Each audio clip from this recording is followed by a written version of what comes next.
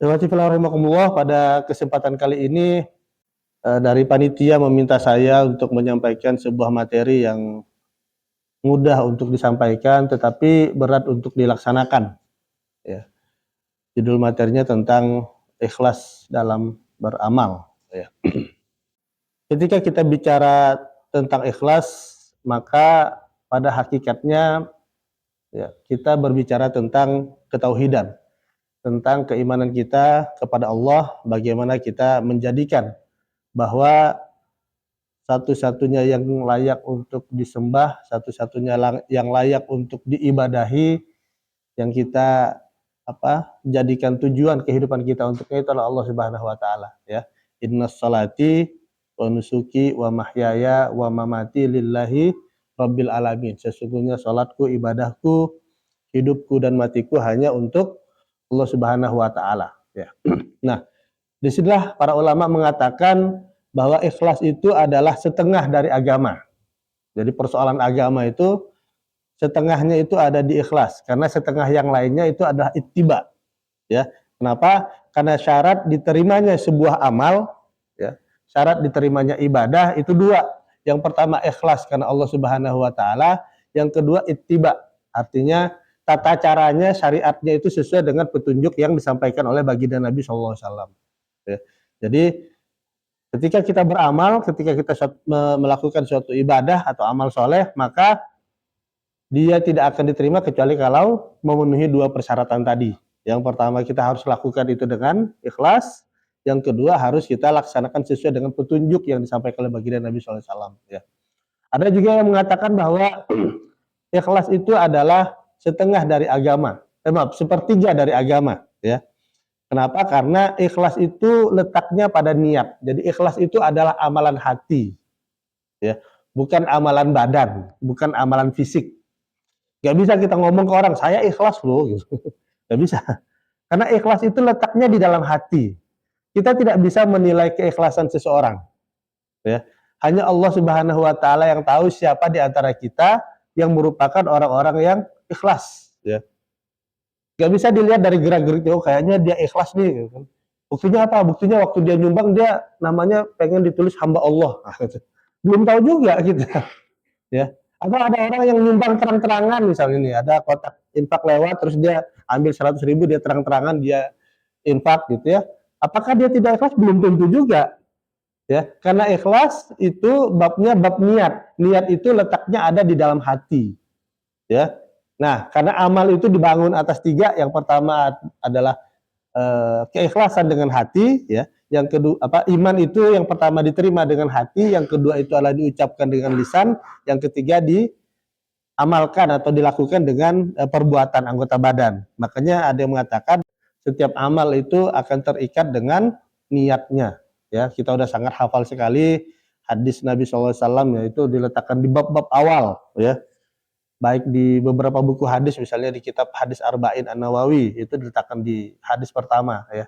Di Riyadhus Shalihin misalnya, ya, itu juga diletakkan di bab pertama, ya, bab tentang ikhlas ini, ya. Ya, innamal a'malu binniyah wa innamal likulli imri'in ma nawa. Faman kana hijratuhu ilallahi wa rasulih fa hijratuhu ilallahi wa rasulih, ya. Faman kana hijratuhu lidunya awi imra'ati yankihuha fa hijratuhu ila ma hajara ilaih, ya. Sesungguhnya setiap amal, setiap perbuatan itu terikat dengan niatnya. Innamal a'malu binniyah, ya. Dia akan diikat oleh niatnya, ya. Jadi kita sholat, ya, kita melakukan suatu kebaikan, maka dia itu diikat dengan niatnya. Faman kana hijratuhu ilallahi wa rasulih, maka barang siapa yang hijrahnya untuk Allah dan Rasulnya, maka dia akan berhijrah kepada Allah dan Rasulnya, ya. Faman kana hijratuhu lidunya awi murati yang kihuha, maka barang siapa orang yang berhijrah karena urusan dunia, ya, pengen dapat harta, pengen dapat jabatan, pengen dapat kekuasaan, atau pengen menikahi wanita, ya. Itu kan asbabul wurud dari hadis itu kan kisah ada seorang pria, seorang laki-laki yang dia itu berhijrah gara-gara ingin menikahi seorang perempuan yang namanya Ummu Qais, ya. Akhirnya dia dipanggil sebagai muhajir ibu Ummu Qais, ya. Orang yang berhijrah gara-gara pengen menikahi Ummu Qais tadi, ya. Nah, itulah asal usul hadis tersebut, ya. Nah, faman kana hijratuhu lidunya, barang siapa yang hijrahnya untuk dunia atau ingin menikahi seorang wanita, maka dia akan berhijrah kepada apa yang menjadi tujuannya itu tadi, ya. Orang yang berhijrah karena pengen dapat jabatan, ya dia dapat jabatan, ya. Orang yang berhijrah karena pengen dapat menikahi wanita, ya dia akan mendapatkan wanita itu, ya. Tapi dia akan kembali kepada Allah Subhanahu wa taala tanpa membawa sedikit pun dari kebaikan itu, ya. Dia tidak akan mendapatkan kemuliaan apa-apa di sisi Allah Subhanahu wa taala, ya. Nah, itulah rahimakumullah, ya, kenapa bagi kita, ya, dalam melaksanakan amal itu harus selalu diupayakan untuk terus meluruskan niat kita, ya. Kita luruskan niat kita. Kenapa? Karena ini salah satu pintu masuknya godaan setan, masalah ikhlas ini, ya. Ini salah satu pintu masuknya godaan setan. Ada orang yang ketika di awal beramal ikhlas dia, tapi pas di tengah belok niatnya, ya kan? Nah, nanti pas di akhir ikhlas lagi, ada juga kayak gitu, ya. Dia sadar itu pas tengah, kayaknya saya kok niat saya berubah nih, orientasi saya berubah, tujuan saya berubah. Luruskan lagi niatnya pas di akhir, gitu kan. Selamat dia insya Allah, ya. Ada juga yang di awalnya ikhlas, di tengahnya ikhlas, pas ujungnya nggak selamat, ya kan. Nah, ada juga orang yang awalnya kayaknya dia nggak ikhlas, awalnya ikut-ikutan aja lah saya. Tapi kemudian di tengah dia sadar dan akhirnya dia ikhlas, ya. Nah, makanya kita harus selalu menjaga konsistensi hati itu. Selalu dicek, ini niatnya masih lurus nggak, gitu ya. Niatnya apakah sudah melenceng atau tidak, gitu ya. Dan setiap amal itu dilihat dari endingnya, dilihat dari akhirnya.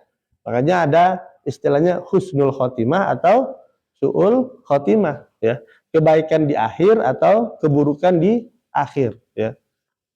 Nah, karena kita tidak pernah tahu endingnya seperti apa, makanya urusan niat ini harus selalu kita jaga, kita koreksi terus. Kalau sampai dia melenceng, kita perbaiki lagi. Karena nggak tahu, jangan-jangan pas endingnya justru jadi su'ul khotimah. Awalnya udah bagus gitu kan, ya. Lama-lama ternyata jadi pas endingnya ternyata tergelincir oleh godaan setan, hilang keikhlasannya, maka amalnya menjadi rusak, ya, menjadi tidak diterima. Ya, masalah keikhlasan ini, ya, selain tadi dia merupakan syarat diterimanya amal, dia menjadi akar, ya, dari semua jenis penyakit hati, ya. Jadi awal dari semua penyakit hati itu adalah ketidakikhlasan, ya. Apa contohnya penyakit hati? Iri atau dengki, ya. Iri atau dengki itu kan SMS, ya. Suka melihat orang susah, susah melihat orang senang, gitu ya. Ya, jadi kalau lihat orang lain dapat kesusahan, dia senang dia, ya kan? Senang melihat orang susah, tapi susah melihat orang senang, gitu ya. Kalau lihat temannya dapat nilai A, paling nyontek, ada aja pikirannya, ya. Lihat temannya dapat kebaikan, paling juga, ya gitu. Ya. Itu susah melihat orang senang. Padahal seorang mukmin itu dia harus ikut berbahagia dengan kebahagiaan orang lain. Kalau kita dapat B, teman kita dapat A, ya kita ikut berbahagia karena teman kita bisa dapat A, ya kita introspeksi diri kenapa kita nilainya tidak A, gitu kan. Jangan dia dapat A, kita dapat B, dia padahal saya ngajarin nih, dia nyontek kayaknya. Itu namanya iri atau dengki, ya. Atau orang dapat rezeki yang lain misalnya kan, temannya dapat hadiah apa misalnya, dapat door prize. Kok dia yang dapat, gitu ya. Padahal Allah Subhanahu wa taala yang membagikan rezeki kepada siapa saja yang dia kehendaki, ya. Ada temannya bisa beli motor baru misalnya kan, oh dia jangan-jangan duitnya dari mana itu, gitu ya. Nah itu kenapa dia seperti itu, dia merasa iri, merasa dengki karena dia tidak ikhlas, ya. Tidak ikhlas dengan Allah itu memberikan rezeki kepada siapa saja yang dia kehendaki, ya.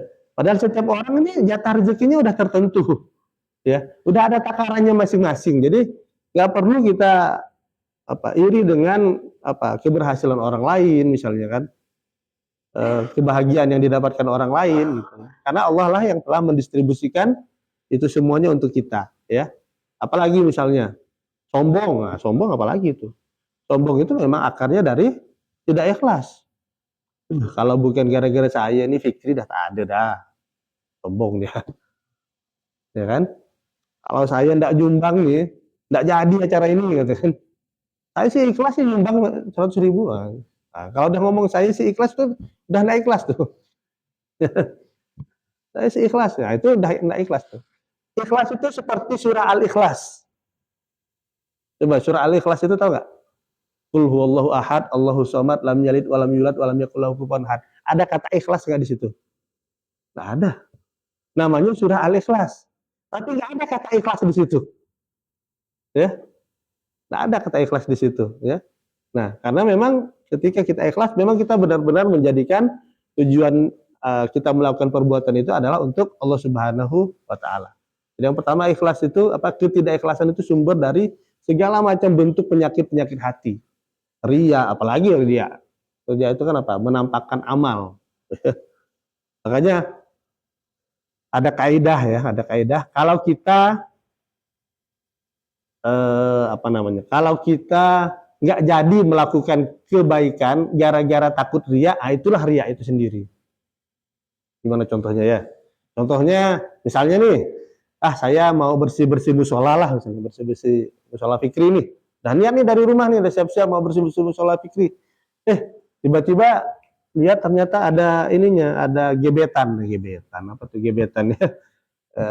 Yang lagi disukai gitulah, yang lagi disukai. Nggak jadilah bersih-bersih musolanya, nanti aja kalau dia lagi nggak ada, takut saya jadi nggak ikhlas, takut saya jadi ria. Itu salah itu. Itu ria itu sendiri, menggagalkan suatu kebaikan. Kita udah berencana nih melakukan kebaikan, tapi kita nggak jadi, kita batalkan rencana melakukan kebaikan itu gara-gara kita takut ria. Itulah ria itu sendiri. Ya. Terus bagaimana? Ya udah kerjakan aja. Tinggal selama proses kita melakukan amal itu, niat kita terus kita luruskan. Kita banyak-banyak mengingat Allah, ya banyak-banyak berzikir kepada Allah. Supaya apa? Supaya niat kita itu tetap dijaga kelurusannya. Ya. Jadi jangan sampai kita membatalkan suatu kebaikan gara-gara kita takut ria itu sendiri. Ya. Nah, rahimahumullah, ya di akhirat nanti orang-orang yang pertama kali dilemparkan ke dalam api neraka itu bukan para pencuri, bukan para koruptor. Ya. Siapa orang-orang yang pertama kali nanti yang akan dilemparkan ke dalam api neraka? Mereka itu yang pertama adalah para mujahid. Para mujahid itu adalah orang-orang yang berjihad atau berjuang di jalan Allah Subhanahu wa Ta'ala. Orang yang mati syahid. Ya, ada hadisnya ini, hadis qudsi. Ya. Jadi nanti ketika dibangkitkan di yaumil akhir, para mujahid itu orang-orang yang mati syahid itu akan dipanggil. Ya. Ditanya, apakah benar kamu dulu ketika di dunia berjuang mendapatkan syahid gitu kan? Ya. Mengeluarkan tenaga, mengeluarkan harta dan lain sebagainya untuk Allah Subhanahu wa Ta'ala. Nanti orang itu mengatakan, benar ya Allah, saya sudah berjuang, saya sudah berjihad, ya, hanya mengharapkan keridhaan-Mu. Ya. Lalu kata Allah, dusta, bohong engkau, didustakan oleh Allah Subhanahu wa Ta'ala. Engkau berjuang, engkau berperang, engkau berjihad untuk dapat angkat dan jabatan, untuk dapat penghargaan dari manusia, supaya engkau dikenang sebagai seorang pahlawan. Namamu dijadikan jadi jalan apa misalnya kan, dan lain sebagainya. Gitu kan. Akhirnya apa? Orang yang tadi mujahid tadi itu ditarik, diseret oleh malaikat, dilemparkan ke dalam neraka. Ya. Yang kedua adalah orang yang berilmu, orang alim. Sama ditanya, dulu di dunia apa yang engkau lakukan dengan ilmumu? Orang alim itu akan menjawab, saya menyampaikan ilmu supaya orang-orang kembali kepadamu ya Allah dan lain sebagainya. Kata Allah, dusta, engkau bohong. Engkau mengajarkan ilmu itu agar engkau ingin dianggap sebagai orang pintar, orang hebat, orang yang berilmu, ya, orang alim, ya, orang yang faqih, ya. Dan itu semua sudah engkau dapatkan, ya. Engkau sudah dianggap oleh manusia sebagai orang alim, ya. Engkau sudah dianggap oleh manusia sebagai orang yang berilmu, ya. Maka hal ini adalah engkau akan dilempar kepada neraka. Maka tarik tuh sama malaikat, diseret, masukin juga ke neraka. Yang ketiga adalah orang yang punya harta yang banyak. Sama ditanya juga, apa yang kau lakukan dengan hartamu itu? Ya, dia menjawab, saya gunakan untuk berinfak kepadamu, ya, berinfak di jalanmu ya Allah, gitu ya. Lalu kata bohong, kamu itu hanya melakukan itu agar engkau ingin dipanggil sebagai orang yang dermawan, ya, orang yang banyak berderma, ya, orang yang baik, ya, orang yang tidak pelit gitu ya. Dan itu semua udah kau dapatkan. Ya, di dunia ini udah dapat pujian, dapat sanjungan dari orang, maka saatnya kamu dilemparkan ke dalam neraka. Ya, jadi ternyata banyak amal itu rusak gara-gara tidak ikhlas. Ya. Nah, itulah sebabnya kenapa kita harus belajar terus-menerus agar bisa mengamalkan ilmu ikhlas ini. Ya, karena dia berat. Nah, kan ketika iblis bersumpah ya, kan iblis itu ketika disuruh sujud kepada Nabi Adam, dia nggak mau nolak kan, karena sombong. Lalu kata Allah, keluar dari surga, iblis bersumpah, ya Allah, tolong panjangkan umur saya. Saya akan goda semua anak dan keturunan Adam dari depan, dari kiri, kanan, samping, ya. Ya, semua pasti akan saya goda. Akan saya gelincirkan mereka dari jalanmu. Kecuali orang-orang yang ikhlas. Orang-orang yang ikhlas lah, orang-orang yang tidak bisa digelincirkan oleh setan dan bala tentaranya. Ya. Nah, itulah sebabnya kenapa buah atau nataijul ikhlas, ya. Buah dari ikhlas itu besar. Tidak hanya ketika di akhirat, di dunia pun akan kita dapatkan. Nah, ini ada kisah juga di kitab Riyadhus Shalihin, ya. Dalam kitab Riyadhus Shalihin ya, ada hadis yang cukup panjang cerita tentang 3 orang pemuda yang terjebak di dalam gua. Ya kan? Ada anak muda 3 orang, mereka terjebak di dalam gua, terus tiba-tiba ada pintu guanya itu tertutup oleh batu yang besar yang tidak bisa didorong oleh mereka. Pertolongan Allah supaya kita diselamatkan dari gua ini dengan menyebutkan amal terbaik kita. Ini boleh. Ini ada dalilnya. Ini namanya tawasul bil amal. Ya. Tawasul itu artinya ketika kita berdoa itu ada perantaranya. Ya, ada perantaranya. Jadi masalah tawasul ini bab khilafiyah fikih, ya. Artinya para ulama berbeda pendapat. Ada yang mengatakan boleh bertawasul, ada yang mengatakan tidak boleh, ya. Ada yang mengatakan tidak boleh itu tidak boleh 100%. Ada yang mengatakan tidak boleh kalau model tawasulnya tidak sesuai syariat. Misalnya bertawasul dengan orang yang sudah mati di dalam kubur misalnya kan. Nah, itu sebagian besar ulama mengatakan itu tidak boleh. Nah, salah satu bentuk tawasul yang diperbolehkan diantaranya itu adalah ketika kita berdoa, kita menyebut amal atau perbuatan kita. Nah, makanya kita harus punya amal unggulan nih, amal andalan. Supaya apa? Supaya kalau kita berdoa minta kepada Allah, kita lebih pede. Kayak sekarang kalau kita nggak punya amal, terus mau disebutin amal apa? Pernah nolong kucing ya Allah. Kucing yang kelaparan misalnya. Ya, siapa tahu itu jadi amal unggulan. Nah, jadi 3 pemuda tadi yang terperangkap di dalam gua itu, mereka mengatakan kita tidak akan bisa selamat kecuali kalau kita berdoa kepada Allah dengan menyebutkan amal yang sudah kita lakukan. Maka pemuda yang pertama berdoa, ya. Pemuda pertama ini berdoa, ya Allah, aku punya orang tua yang di dalam pemeliharaanku, ya. Orang tuaku itu sudah sangat sepuh, ya. Sudah sangat sepuh, ya. Dan aku selalu mendahulukan mereka, ya, selalu mengutamakan mereka, ya. Jadi keluargaku itu belum akan makan sebelum orang tuaku itu makan. Ya. Nah, ini amalnya luar biasa nih. Ini anak yang berbakti pada orang tua. Ya. Ya. Sampai pada suatu malam, ya, anakku menangis. Dia pengen susu. Ya. Anaknya menangis, pengen minta pengen minum susu. Ya. Tapi aku tidak akan memberikan susu itu sebelum susu itu diminum oleh orang tuaku. Ya. Nah, pada saat mau dikasihkan ke orang tuanya, ternyata orang tuanya ini udah terlelap tidur. Ya. Orang tuanya udah tertidur, udah terlelap. Dan aku nggak tega untuk membangunkannya, ya Allah. Sehingga apa? Sehingga semalaman tuh anakku nangis, katakan, untuk minta minum susu itu, tapi tidak kuberikan karena susu itu belum diminum oleh orang tuaku. Ini amal hebat ini. Kalau kita punya apa? Ya belum punya anak sih belum ngerasain sih. Nanti kalau udah punya anak tuh bisa ngerasain. Kalau anak nangis itu, ya, kalau anak kita nangis, apa yang dia minta itu akan kita kasih. Ya. Tapi orang itu dia punya komitmen yang luar biasa. Sebelum orang tuanya minum susu tadi, dia nggak akan berikan ke siapa-siapa. Meskipun anaknya nangis kelaparan semalaman, ya, sampai orang tuanya bangun. Ya, ya Allah, katanya kan, kalau seandainya yang kulakukan itu ikhlas karena engkau, maka tolonglah selamatkan kami dari gua ini. Lalu keajaiban datang.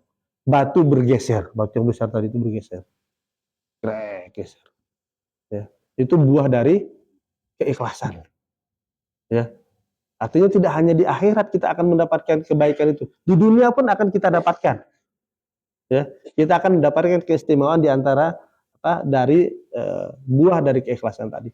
Tapi lubangnya masih sempit nih, batunya baru gesernya dikit, ya, belum bisa lewat mereka itu bertiga tuh. Aduh, ini masih sempit nih, belum bisa nih, gitu kan. Ya udah deh, saya udah nggak punya amal lagi nih. Ya, akhirnya yang kedua berdoa. Orang yang kedua berdoa, ya Allah, dulu aku pernah jatuh cinta dengan seorang perempuan. Ya, aku suka dengan dia, aku tertarik dengannya, gitu kan. Ya, aku ingin memilikinya, ya, perempuan tadi. Ya, ya, tapi nggak kesampaian. Nah, nggak kesampaian. Dan cinta bertepuk sebelah tangan sih, ya, nggak kesampaian aja lah pokoknya kan. Sampai pada suatu hari si perempuan itu berada dalam kondisi kesulitan, dia kesusahan, dia datang padaku, ya, mau pinjam uang. Ya, karena dalam kondisi kesusahan, datanglah si perempuan tadi untuk pinjam uang ke dia. Oh, ini kan kesempatan ya. Ini kalau kita ya, wah ini, ayo datang lo ke sini lo. Nah, ya, ini ada kesempatan nih, ya. Akhirnya saya berikan uang pinjaman ke perempuan tadi dengan persyaratan dia harus melayani saya. Ya. Oh ini luar biasa itu. Akhirnya si perempuan itu karena dia dalam kondisi terjepit, kondisi sulit, ya, dia membutuhkan uang itu, akhirnya perempuan itu setuju. Masuklah mereka ke dalam kamar. Ya. Singkat cerita, hampir terjadi perbuatan yang tidak pantas, ya. Namun si perempuan itu ngomong, "Fattaqullah, takutlah kepada Allah. Janganlah engkau mengambil sesuatu yang bukan hakmu," katanya. Ya. Kecuali sesuatu yang dihalalkan oleh Allah Subhanahu wa taala. Dan ketika perempuan itu mengatakan fattaqullah, saya langsung gemetar, katanya. Saya langsung apa namanya? Merasa khawatir, takut dengan Allah Subhanahu wa taala, ya. Sehingga saya tidak jadi untuk melakukan perbuatan itu dengan perempuan tadi. Padahal perempuan sudah disukai itu. Dan uang yang saya berikan itu sudah saya ikhlaskan saja. Ya. Enggak saya tagih-tagih. Oh, ini amal luar biasa ini. Enggak banyak yang bisa melakukan itu. Sudah di depan mata. Tinggal eksekusi, tinggal eksekusi. Ya kan? Tapi ternyata karena takut kepada Allah Subhanahu wa taala maka nggak jadi dilakukan. Ya. Nggak semua orang bisa melakukan amal seperti ini. Ya. Maka pemuda tadi berkata, "Ya Allah, kalau seandainya yang saya lakukan itu ikhlas karena Engkau, ya Allah, tolong selamatkan kami dari gua ini." Geser. Si batu yang nutupi pintu gua bergeser lagi. Ya nggak tahu kalau kita berdoa gitu nggak ya? Itu kekuatan amal. Itu bertawasul dengan amal. Nah, masalahnya kita punya amal unggulan apa? Itu masalahnya. Ya kan? Amal apa yang kira-kira paling ikhlas dan paling unggul dari diri kita selama kita hidup ini? Ya kan? Orang-orang soleh itu mereka biasanya punya amal-amal unggulan, ya, yang kadang-kadang bahkan tidak diketahui oleh orang lain. Ya. Nggak ada yang tahu. Ya. Ada seorang alim itu, dia itu tiap malam datang ke tempat wanita tunasusila, ya, ke prostitusi. ya. Tiap malam datang, ya. Jadi ketika dia mati, dia itu dikira sebagai seorang pezina, ya. Ternyata apa yang dilakukan di tempat prostitusi itu adalah dia bayar perempuan itu dan tidak dipakai, bahasa kasar tidak dipakai. Dia menyelamatkan perempuan itu dari berzina di malam itu, ya. Ternyata dia adalah seorang yang sangat soleh, ya. Hamba Allah yang soleh, ya. Orang nggak tahu amal dia seperti apa.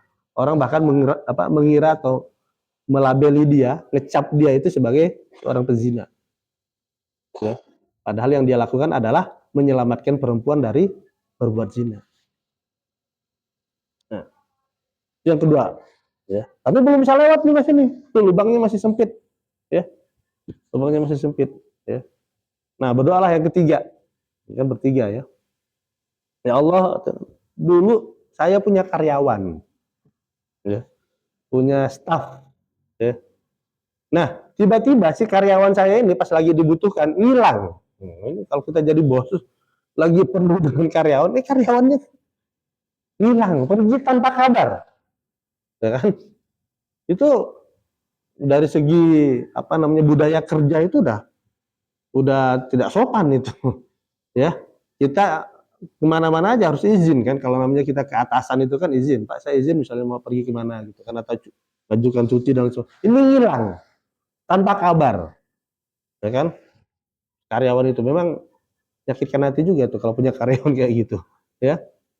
Nah, saya belum sempat membayarkan gajinya, kata si majikan tadi ya, kata si bos tadi, saya belum sempat nih membayarkan gaji karyawan saya yang hilang tadi tuh. Akhirnya uang gajinya itu saya investasikan di sebuah usaha. Wah, luar biasa ini bos ini ya. Kalau kita jadi bos, sudahlah dia ngilang, udahlah tak usah bayar gajinya kan. Tapi yang dia lakukan itu adalah uang gaji karyawan tadi yang merupakan hak si karyawan tadi dia investasikan. Nah ternyata berkembang, ya. Jadi banyak tuh hasilnya dari investasi uang gaji itu. Nah tiba-tiba setelah sekian tahun kemudian, datang tuh si karyawan tadi yang hilang tuh, nagih gajinya ke saya.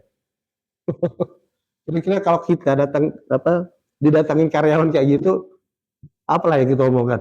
Kau ini udahlah hilang, tiba-tiba minta duit lagi itu kan? Nah, sana, ya kan? Nah, tiba-tiba dia datang ya Allah, ya kan? Datang, akhirnya ketika dia minta gajinya, saya tunjukkan tuh, itu tanah yang ada di sana tuh, padang rumput yang ada yang luas di sana itu tanahmu. Hewan ternak yang ada di sana itu ada berapa ratus itu juga milikmu. Kaget si karyawannya tadi kan, kok bisa? Kan diceritakan lah akhirnya, dulu waktu kamu menghilang uang gajimu saya investasikan dan inilah hasil dari investasi itu, ya. Akhirnya sama sih kalau diambil semua, ya kan, semua binatang ternak, lahan semua diambil tanpa dikasih sedikit pun ke saya. Kurang ajar juga ini orang ini. Diambil semua sama dia, saya nggak dibagi sedikit pun, ya. Udahlah si majikannya yang menginvestasikan uangnya, ya kan, dapat keuntungan dan sebagainya, nggak dikasih bagian, ya kan, diambil semua sama dia. Ya Allah, kalau seandainya yang saya lakukan itu ikhlas karena Engkau, tolong selamatkan kami dari gua ini. Akhirnya bergeserlah batu, selamatlah mereka bertiga bisa keluar dari gua tadi, ya. Nah, apa pelajaran yang kita bisa dapatkan dari kisah ini ya? Bisa baca di Riyadhus Shalihin ya. Hendaknya kita itu punya amal unggulan, ya. Kita harus mempunyai kebiasaan apa kira-kira amal unggulan yang bisa kita lakukan. Amal unggulan itu tidak harus amal yang wah. Bisa jadi amalan yang sederhana, yang kelihatannya remeh, yang kelihatannya kecil, tapi ketika itu kita lakukan secara konsisten dan ikhlas karena Allah Subhanahu wa taala, bisa jadi itu jadi amal unggulan kita. Ya. Karena yang dicintai oleh Allah Subhanahu wa taala itu bukan amal yang yang besar gitu ya, tetapi yang dicintai oleh Allah Subhanahu wa taala itu adalah amal yang paling konsisten meskipun sedikit. Infak walaupun 1000 sehari tapi konsisten tiap hari, ya. Itu jauh lebih baik daripada infak 1 juta habis itu nggak pernah infak lagi seumur hidupnya. Ya. Ya. Jadi itu lebih baik tuh, ya, konsisten gitu ya. Nabi Muhammad itu punya salah satu amal unggulan, ya, yang apa, membuat kita itu bisa terenyuh, ya. Coba, nanya dia, apa perbuatan Nabi yang belum aku lakukan, kata Abu Bakar, ya. Lalu disampaikan oleh istri Nabi itu adalah, Nabi itu punya kebiasaan ngasih makan orang Yahudi buta di pojokan kota Madinah. Abu Bakar aja sahabatnya nggak tahu, ya. Akhirnya apa? Lalu datanglah Abu Bakar itu menemui si Yahudi buta yang ada di pojokan kota Madinah itu. Kasih makanlah si orang itu tuh, ya, si Yahudi buta tadi kan. Ya, kata Yahudi buta, kamu pasti bukan orang yang biasa memberikanku makan. Kenapa? Karena orang yang biasa memberikanku makan itu makanannya itu dilembutkan sampai halus sehingga aku mudah menelannya. Ya kan? Terus kata Abu Bakar, saya orang yang kamu makan, katanya. Ya kan? Pasti bukan, katanya. Ya. Padahal selama dikasih makan itu si Yahudi buta tadi kerjaannya adalah memaki-maki Rasulullah SAW. Kan dia buta kan, dia nggak bisa lihat, nggak tahu dia. Dia jelek-jelekkan lah Nabi Muhammad SAW. Sampai Abu Bakar itu geram juga tuh, ya kan? Sampai akhirnya apa? Kata Abu Bakar, orang yang biasa ngasih kamu makan itu udah meninggal, namanya Muhammad SAW. Barulah si Yahudi itu tersadar, selama ini dia tuh dikasih makan oleh orang yang dia caci maki. Ya, itu bagian Nabi SAW. Ya. Nah, itu yang pertama. Jadi punya amal unggulan. Ya. Yang kedua adalah bagaimana kita membiasakan diri untuk selalu ikhlas dalam beramal. Ya. Karena keikhlasan kita dalam beramal itulah yang akan memberikan buah nantinya dari setiap amal. Ya. Siapa tahu nanti ketika kita berdoa, ya Allah bukakanlah pintu musala fikri, krek, buka sendiri gitu. Hati memang kan. Nah, karena memang Allah Subhanahu wa taala itu ada memberikan keistimewaan-keistimewaan kepada apa yang kita kenal sebagai walinya. Wali itu adalah orang-orang yang dicintai oleh Allah Subhanahu wa taala. Tapi ingat, wali itu ya, jangan kita pikir orang yang namanya wali itu harus selalu pakai jubah, pakai serban, enggak selalu. Ya. Karena kata Umar bin Khattab, Allah itu merahasiakan siapa walinya di antara manusia. Nggak tahu kita siapa wali Allah itu, kasih Allah itu. Nah, para wali inilah orang yang memiliki karomah. Karomah itu memiliki keistimewaan. Nah, kayak tadi tuh dia apa, dengan doa mereka bisa menggeser batu, itu salah satu keistimewaan yang diberikan oleh Allah Subhanahu wa taala. Ya. Nah, karomah itu adalah buah dari ibadah. Ya, buah dari ibadah. Jadi hasil dari ibadah itulah yang akan memunculkan karomah, buah dari ibadah, mujahadah dan keikhlasan. Ya. Nah, jadi wafillah ya, saya mengingatkan kepada diri saya pribadi ya, kepada kita semuanya, mari kita bersama-sama belajar kembali tentang ilmu ikhlas ini, ya. Belajar kembali tentang membangun keikhlasan pada diri kita, ya. Karena hanya amal-amal yang dilakukan dengan ikhlaslah yang nantinya akan diterima oleh Allah Subhanahu wa taala. Sedangkan amal-amal yang tidak dibangun dengan keikhlasan, maka itu hanya akan mendapatkan kerugian, ya, ketika kita nanti di yaumil akhir, karena semuanya akan hangus, nggak ada nilainya di sisi Allah Subhanahu wa taala. Mungkin itu yang bisa saya sampaikan, ya. Barakallahu fikum, mudah-mudahan bermanfaat, ya. Al-haqqu min rabbik fala takunanna minal mumtarin. Kebenaran itu dari Allah Subhanahu wa taala, janganlah kita termasuk orang yang ragu. Billahi taufik wal hidayah. Assalamualaikum warahmatullahi wabarakatuh.